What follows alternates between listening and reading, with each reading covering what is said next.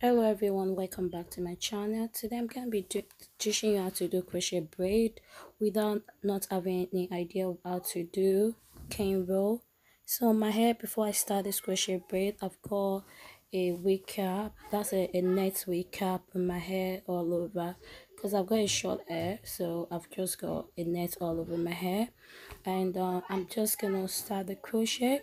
So the hair I've used is a curly weave from aliexpress. So with this kind of curly hair, you have to take care of doing it. So I did insert my needle into it.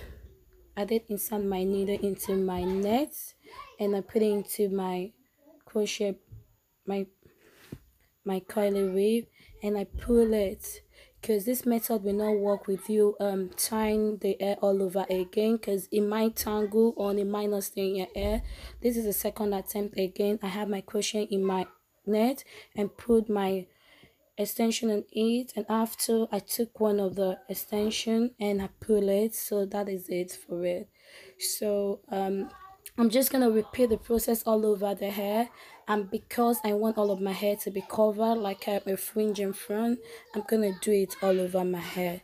So stay tuned and watch till the end of this video.